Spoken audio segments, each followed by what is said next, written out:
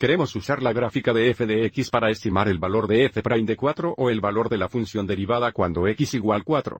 F' de 4 igual la pendiente de la línea tangente en x igual 4. También es la tasa de cambio instantánea o la función en x igual 4. Así que para el primer paso localizaremos el punto en la función cuando x igual 4, que estaría aquí. Y ahora dibujaremos la línea tangente en este punto y encontrar la pendiente de la línea.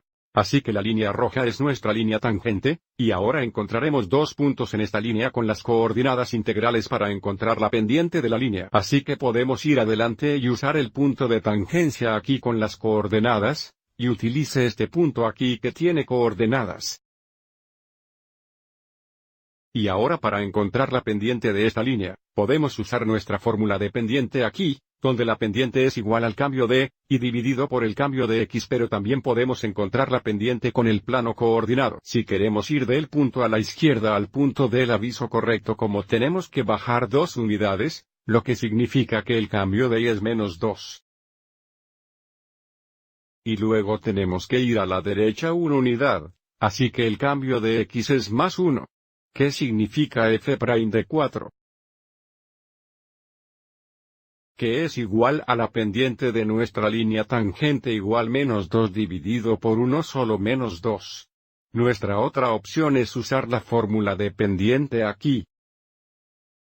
Y también mostraré eso.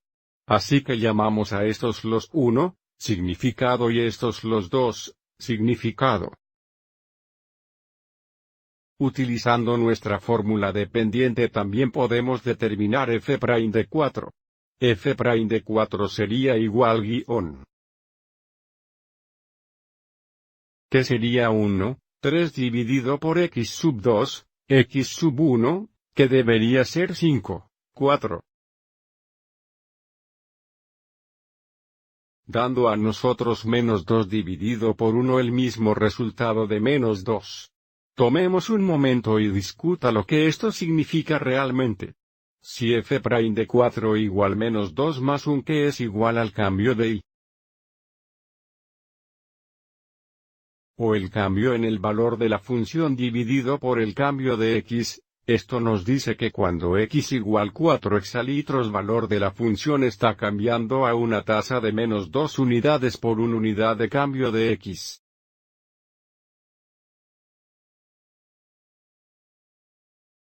Espero que esto te haya resultado útil.